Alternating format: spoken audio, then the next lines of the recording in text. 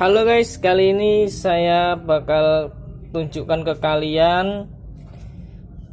Saya sudah melakukan sifon ya, sifon air pada burayak saya, dimana burayak saya ini telah lahir tanggal 18 Desember tahun 2020 yang lalu.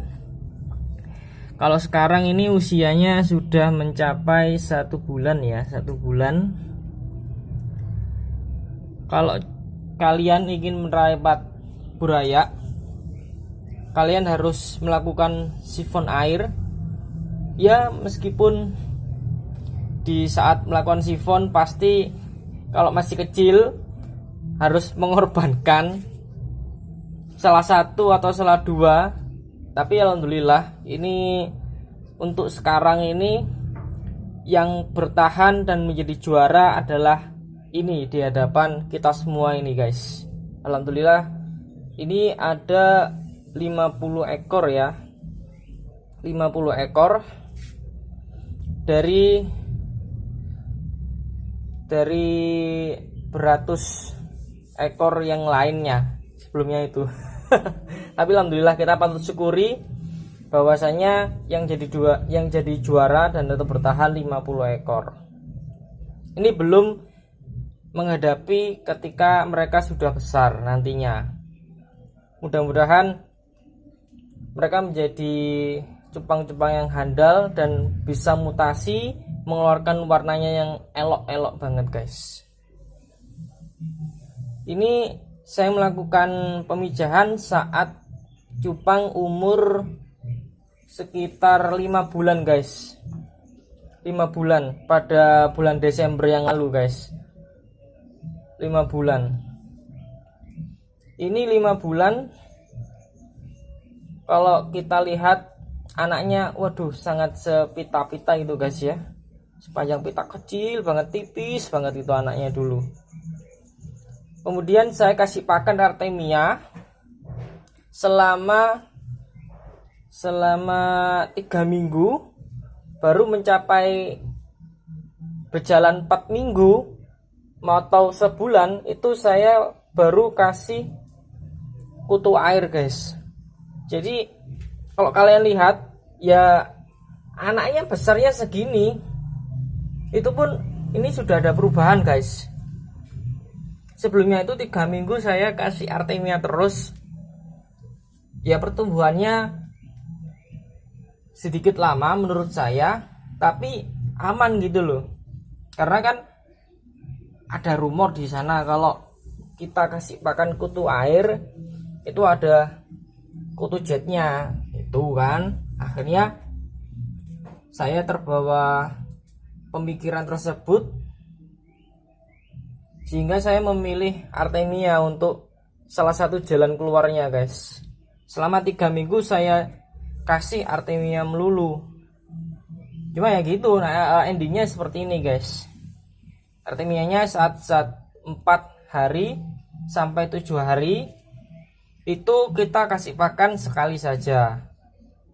Oke. Habis itu umur 7 hari sampai ke 3 minggu saya kasih pakan Artemia sehari 2 kali guys. Dan saat itu juga tempatnya ini juga saya kurang mempertimbangkannya guys. Saya memakai baskom seukuran ya lumayan lah, tapi enggak sebesar ember ya.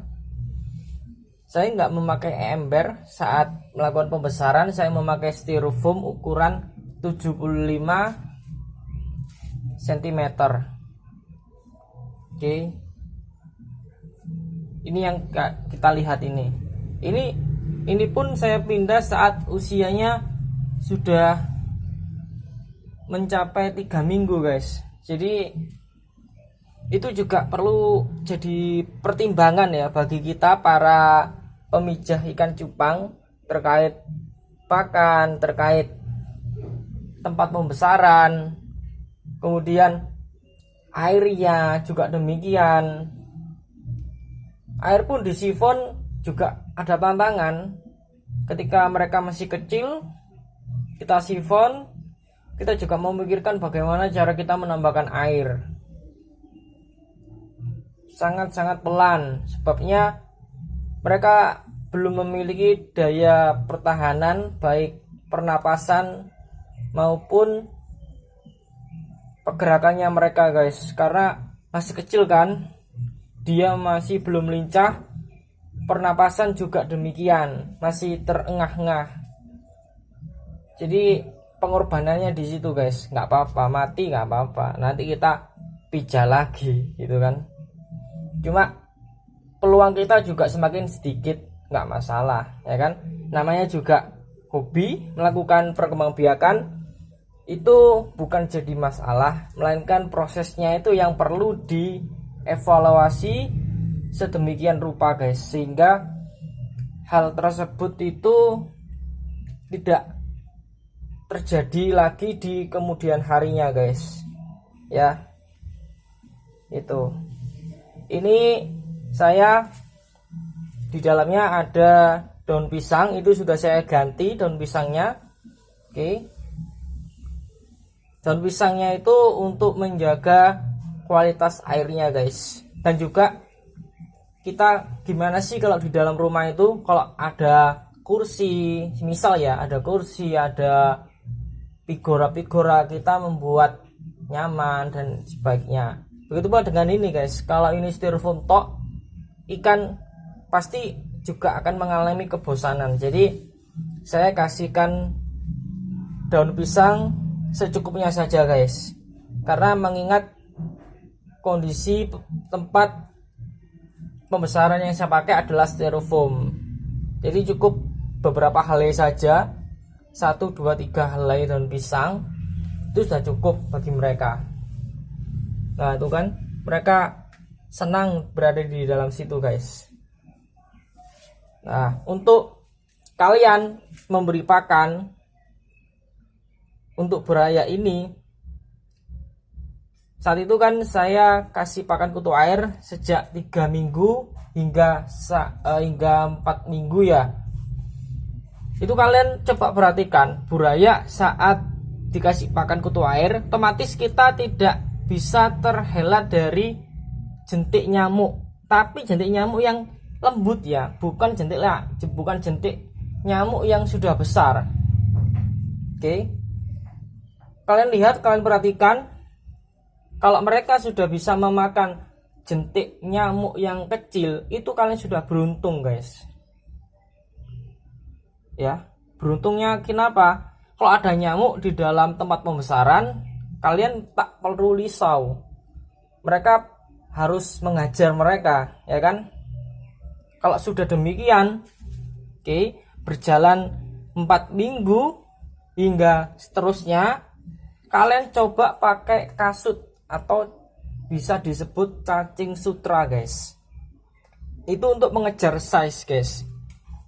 Kalau kalian lihat ya dan perhatikan, buaya saya ini umur sebulan size-nya segini, itu pasti kalian bakal bertanya-tanya ya. Kalau di kanal YouTube breeder lain, masya Allah, sebulan itu sudah lebih dari ini guys, gitu loh.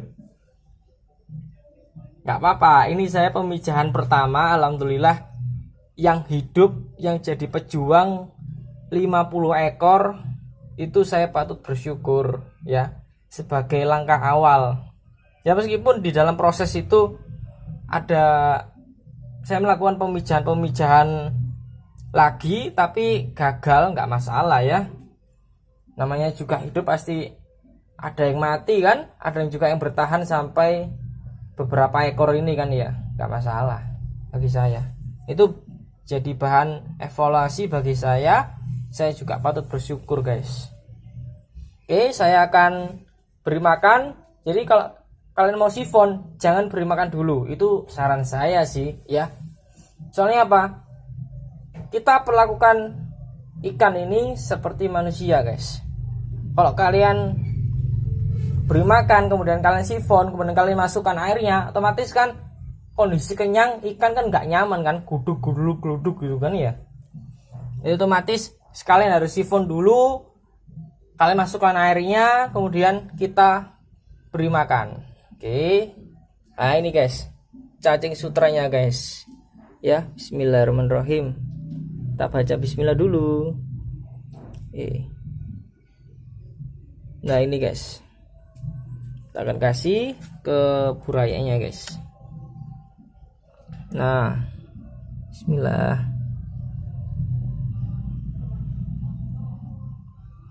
Nah seperti ini guys, tuh kan mantep kan. Kita bakal beri lagi guys.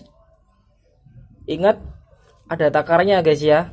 Kalau takarannya itu gampang guys, lihatlah perut mereka guys. Kalau perut mereka sudah gendut-gendut, otomatis kita sedikit kurangi guys ya, supaya mereka tetap berenang dengan maksimal guys ya. Sebabnya mereka kalau berenang dengan perut besar juga nggak enak lah guys. Oke, sama kayak kita, kalau kita kekencangan juga nggak enak dalam bernapas, dalam melakukan aktivitas apapun ya kan. Nah seperti ini guys. Oke, sekiranya cukup sekian dulu guys. Kita bakal bertemu di kesempatan lain. Jangan lupa dukung channel ini dengan cara klik subscribe, like, dan komentar. Apapun aktivitas kalian terkait dengan percupangan, kalian bisa share informasi ataupun pengalaman kalian di kolom komentar guys, supaya kita mendapatkan bahan-bahan evaluasi yang begitu menarik dan begitu variatif. Oke.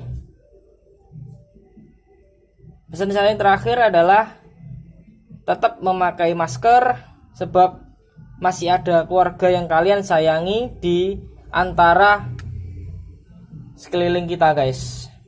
Oke, salam sehat dari saya.